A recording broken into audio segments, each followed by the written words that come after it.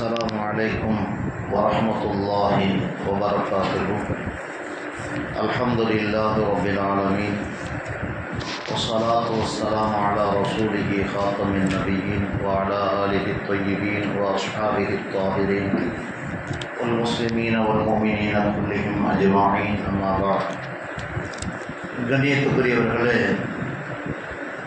அல்லாஹுடைய மாபெரும் கிருபையினால் இன்று சூரத்துன் நிசா ஓதி முடிக்கப்பட்டு சூரத்துல் மாயிதா துவங்கப்பட்டிருக்கிறது. இன்று ஓதப்பட்ட வசனங்கள் உண்மையிலேயே நிறைய செய்திகளை உள்ளடக்கிய வசனங்கள். இருந்தாலும் ஒரு வசனத்தை மட்டுமே எடுத்து நாம் அதனுடைய விளக்கத்தை சொல்வதால் ஒரு சிறந்த வசனம், நமக்கெல்லாம் பலவிதமான பாடங்களை கற்றுத்தரக்கூடிய ஒரு வசனம்.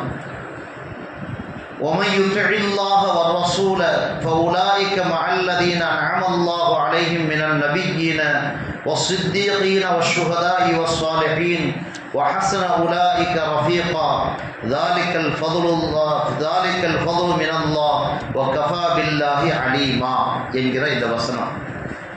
இந்த வசனத்தில் அல்லாஹ் என்ன சொல்கிறான் என்றால்,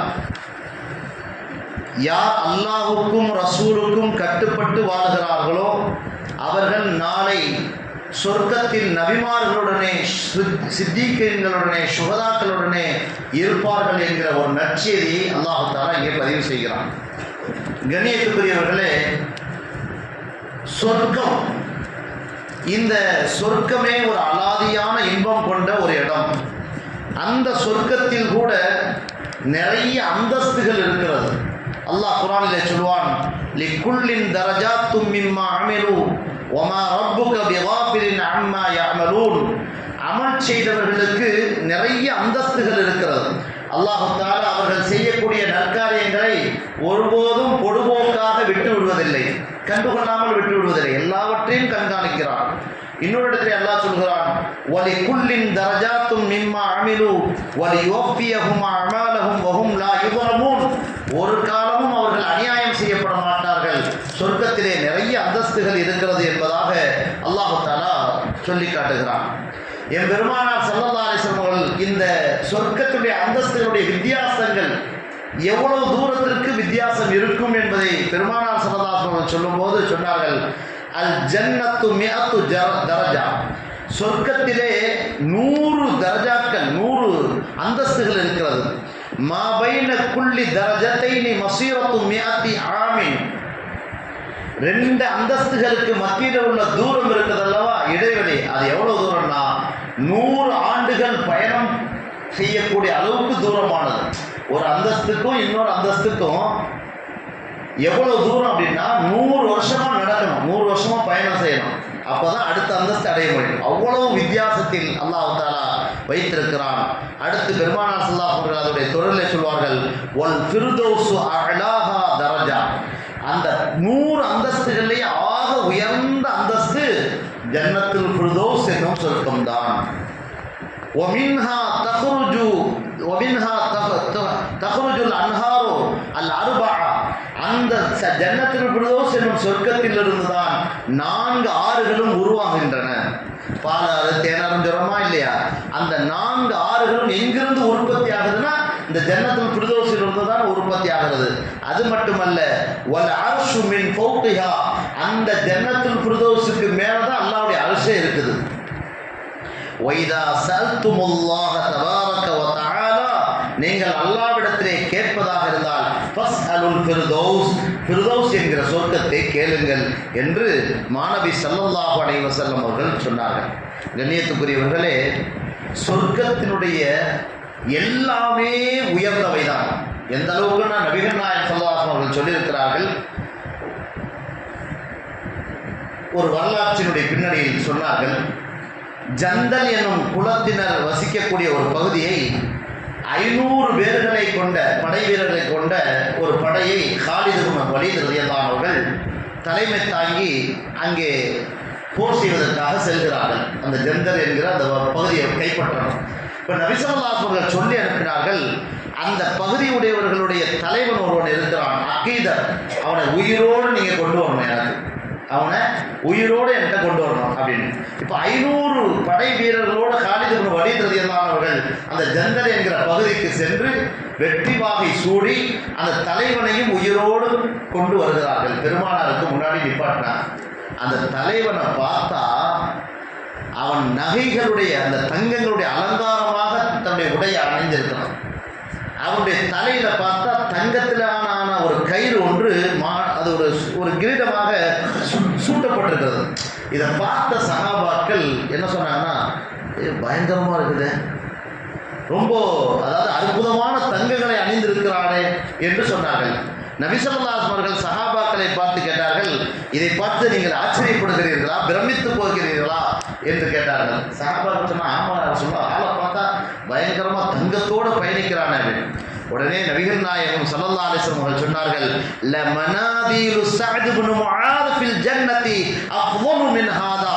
இந்த ஸஅத் இப்னு முஆத் ரலியல்லாஹு அன்ஹு அவர்களுக்கு அல்லாஹ் சொர்க்கத்தில் தருகிற ஒரு கர்ச்சிப்பு இதைவிட உயர்ந்ததாக இருக்கும் என்று எம்பெருமானார் ஸல்லல்லாஹு அலைஹி வஸல்லம் அவர்கள் சொன்னார்கள். கண்ணியத்துக்குரியவர்களே, சொர்க்கத்திலே நிறைய அந்தஸ்துகள் இருந்தாலும் நிறைய சுகங்கள் இருந்தாலும் நபிமாரோடு நாம் இருக்கக்கூடிய அந்த நிலை இருக்குது அல்லவா, அதுதான் ஆக உயர்ந்த நிலை.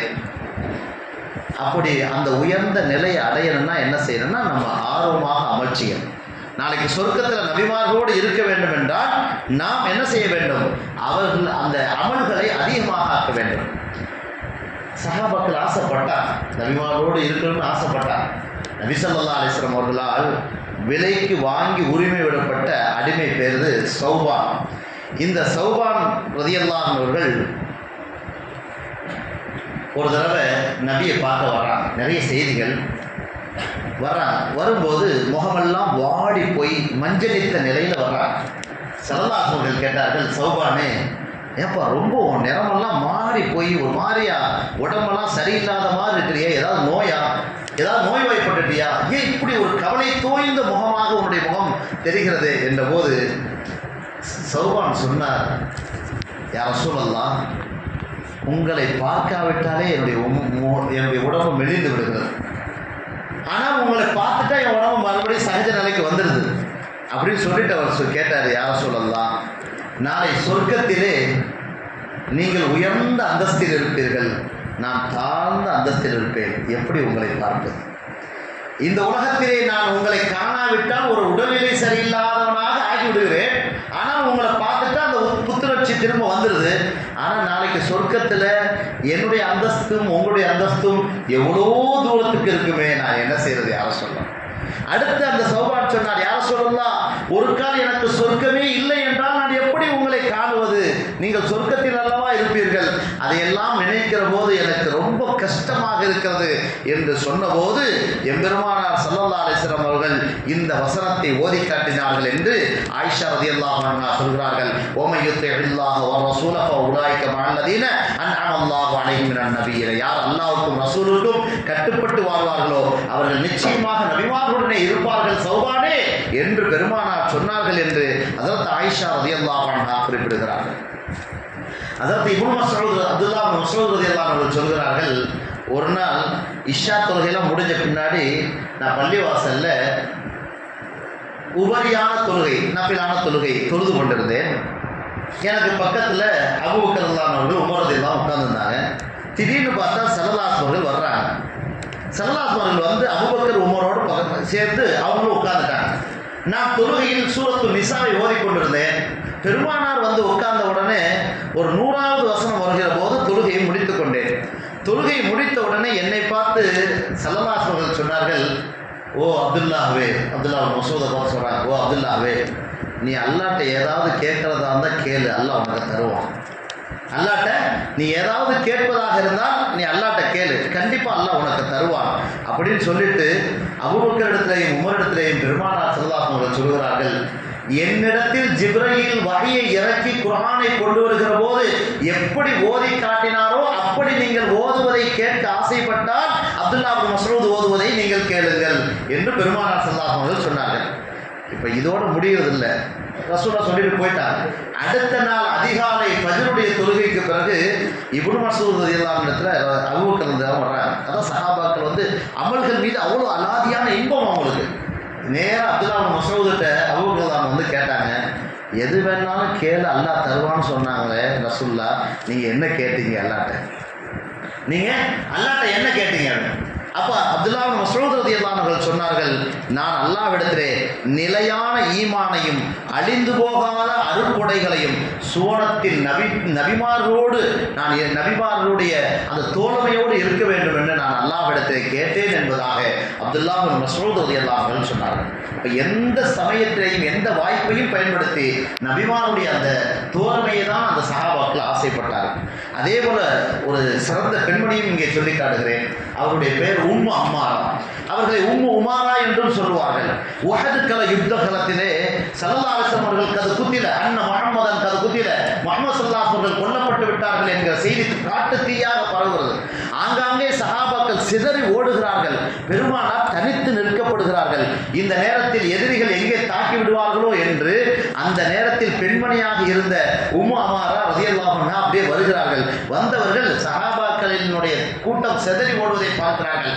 ஸல்லல்லாஹு அலைஹி வஸல்லம் அவர்கள் தனித்து நிற்கிறார்கள். 1-2 சஹாபாக்கள் தான் அவங்களுக்கு துணையாக நிற்கிறார்கள். இப்போ உம்மு அமாரா வாளை கையில் ஓங்கிட்டாங்க. யார்? பெண்மணி.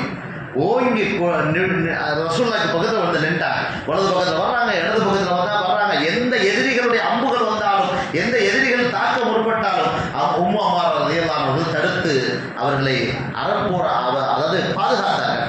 ஸல்லல்லாஹு அலைஹி வஸல்லம் அவர்கள் சொன்னார்கள், உம்மு அமாரா எனக்கு பாதுகாப்பு அளித்த அப்படி சுழன்று எனக்கு பாதுகாப்பாக இருந்ததை போல வேறு யாரும் இல்லை என்று பெருமானார் சொன்னார்கள். அந்த அளவுக்கு வலது பக்கத்தில் இடது பக்கத்தில் எல்லா பக்கமும் வந்தாங்க. கிட்டத்தட்ட 13 காயங்களுக்கு மேலே அந்த பெண்மணிக்கு அவங்க எப்படின்னா போரில் வந்து மருத்துவம் பார்ப்பாங்க. யாராவது அடிபட்டால் அவங்களுக்கு மருந்து கொடுப்பாங்க.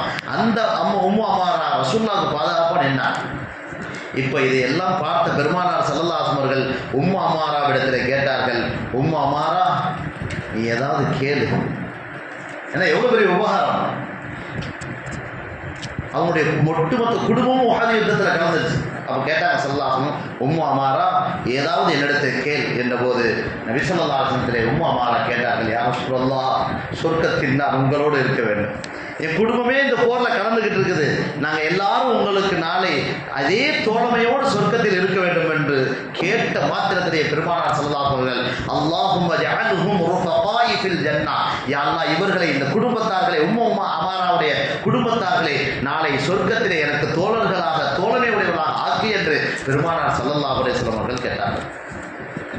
பெரிய பாக்கியம் அல்லவா? அதனால் கண்ணியத்துக்குரியவர்களே, இந்த ஆயத்தினுடைய பின்னணியில் நாமும் நாளை சொர்க்கம் நிச்சயம் அல்லாஹ் தருவான்.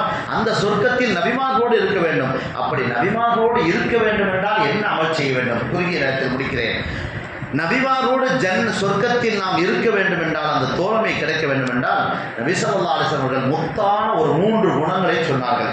ஒன்று, உயிருக்கு உயிர் பழி வாங்கக்கூடிய அந்த நேரத்தில், அதாவது ஒருத்தர் நம்ம சார்ந்தவங்களை யாரையும் கொலை பண்ணிட்டாரு, உயிருக்கு உயிர் பழி தான் இஸ்லாம் சொல்லுகிறது.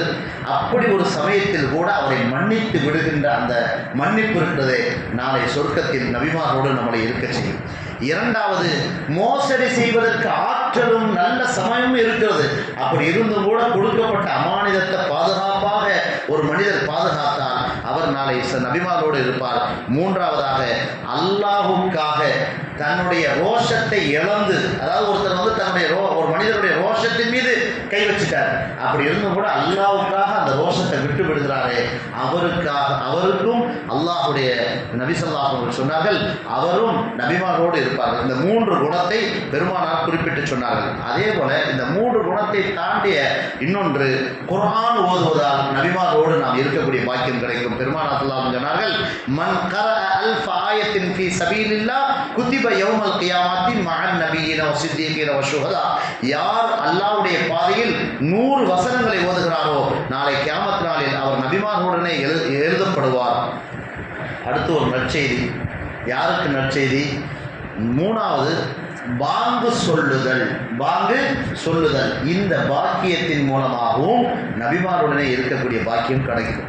அதனால தான் ஸல்லல்லாஹு அலைஹி வஸல்லம் ஒரு ஹதீஸை எப்படி சொல்வார்கள், பாங்கு சொல்வதனுடைய சிறப்பை மக்கள் அறிந்தால் போட்டி போட்டு பாங்கு சொல்வார்களாம். சீட்டு குலுக்கப்படுவோம், இன்னைக்கு நீ சொல்லுனா. இப்போ அப்படிலாம் இல்லை, மோதினாரே சொல்லக்கூடிய ஒரு நிலை இருக்குது. நபி ஸல்லல்லாஹு அலைஹி வஸல்லம் அந்த ஹதீஸில் சொல்கிறார்கள், மன் அஸ்தன 20 சனத்தன் முத்தவாலியத்தன், யார் ஒரு மனிதர் தொடராக 20 ஆண்டு காலமாக பாங்கு சொல்கிறாரோ, அஸ்கனஹுல்லாஹு மஅ இப்ராஹீம் ஃபில் ஜன்னா, அவரை சொர்க்கத்தில் இப்ராஹிம் அலைஹிஸ்ஸலாம் அவர்களோடு அல்லாஹ் தஆலா நுழைய வைப்பான். யாரோ ரொம்ப சந்தோஷமா சிரிக்கிற மாதிரி. அல்ஹம்துலில்லாஹ், அல்லாஹ் தஆலா எல்லாருக்கும் அந்த பாக்கியத்தை கொடுக்கட்டும். அடுத்து நபிமார்களுடனே இருக்கக்கூடிய ஒரு பெரிய சிறப்பு நபி ஸல்லல்லாஹு அலைஹி வஸல்லம் சொன்னார்கள், அத்தாஜிரு ஸதூக் மஅன் நபிய்யீன வஸித்தீகீன வஷுஹதா, யார் நம்பிக்கையான வியாபாரம் செய்கிறாரோ அந்த வியாபாரி நாளை நபிமார்களுடனே எழுப்பப்படுவார், உண்மையான வியாபாரி. அதே போல 5வது, அல்லாஹ் ரசூலுக்கு யார் கட்டுப்படுவார்களோ அவர்கள் நபிமார். அதான் அந்த ஆயத்து, நான் ஓதிய ஆயத்து. சரி, இது நபிமாருடைய தொடர்பு. கடைசி முடிச்சிடுறேன். நபி ஸல்லல்லாஹு அலைஹி வஸல்லம் தோழமை கிடைப்பதற்கு சஹாபாக்கள் எப்படியெல்லாம் இருந்தார்கள், நாம் என்ன செய்ய வேண்டும் அப்படின்னா, ஹதீஸிலே வருகிறது. நபி ஸல்லல்லாஹு அலைஹி வஸல்லம் சொன்னார்கள், நானும் நானும் கரிந்து போன முகமுடைய ஒரு பெண்ணும் சொர்க்கத்தில் இப்படி இருப்போம் என்று சொல்லி இந்த 2 பேரையும் சேர்த்து காட்டினா, இப்படி இருப்போம். அதாவது முகம் கரிந்து போன பெண் என்றால் என்ன அப்படின்னா, கணவன் இறந்து விட்டார், பிள்ளைகள் இருக்கிறார்கள், திருமணம் முடிக்காம இந்த பிள்ளைகளை வளர்க்கறதுக்காக வேண்டியே நல்ல அந்தஸ்துள்ள நல்ல பொருளாதாரம் உள்ள அந்த பெண்மணி அந்த பிள்ளைகளை கணவன் இல்லாமல் வளர்ப்பதற்காக வேண்டிய கஷ்டப்பட்டு ஒரு வாடி போய் விடுகிறாளே, இந்த பெண்ணை தான் பெருமானார் இப்படி சொல்லி காட்டுகிறார்கள். இந்த பெண்ணும் நானும் சொர்க்கத்தில் இப்படி இருப்போம் என்று சொன்னார்கள். 2வது, உங்களுக்கெல்லாம் தெரியும், அனவ காஃபிலுல் யதீமி ஃபில் ஜன்னதி ஹாகதா, நானும் அனாதையை ஆதரிப்பவரும் இப்படி இருப்போம் என்று பெருமானார் 2 விரலை காட்டியிருக்கிறார்கள். அனாதையுடைய தலையை வருடி ஸல்லல்லாஹு அலைஹி வஸல்லம் இப்படி சொல்லியிருக்கிறார்கள். அடுத்து ஒரு சஹாபி, சுருக்கமாக சொல்லி முடிக்கிறேன், நபி ஸல்லல்லாஹு அலைஹி வஸல்லம் கேட்பார், மத்தஸ்ஸா, கியாமத் எப்போ யார் சொல்லாங்க. ஸல்லல்லாஹு கேட்பான், என்னத்தை நீ தயார் பண்ணி வச்சிருக்கிற, கியாமத்தை தேடுற, உனக்கு இவ்வளோ அவசரம் என்ன, என்னத்தை தயார் பண்ணி வைத்திருக்கிறாய் என்று கேட்ட உடனே அவர் சொன்னார், நான் அல்லாஹ்வையும் ரசூலையும் நேசிக்கிறேன். அப்போதான் நபி ஸல்லல்லாஹு அலைஹி வஸல்லம் சொன்னார்கள், அதாவது அல் மர்உ மஅ மன் அஹ்பப்த, எந்த ஒரு மனிதர் யாரை நேசிக்கிறாரோ அவரோடு இருப்பார். அல் மர்உ மஅ மன் அஹப்ப, ஒரு மனிதன் அவன் யாரை நேசிக்கிறானோ அவனோடு இருப்பார். அந்த மாதிரி அந்த மஅ மன் அஹ்பப்த அப்படின்னு ரசூலுல்லாஹ் இவரை பார்த்து சொன்னார்கள், நீ யாரை நேசிக்கிறாயோ அவரோடு இருப்பாய். இந்த வார்த்தை அனஸ் இப்னு மாலிக் ரலியல்லாஹு அன்ஹு சொல்றாங்க, எங்களுக்கு எவ்வளோ பெரிய சந்தோஷத்தை கொடுத்துச்சு தெரியுமா, சஹாபாக்களாகி எங்களுக்கு எவ்வளோ சந்தோஷத்தை கொடுத்துச்சுன்னா, அதை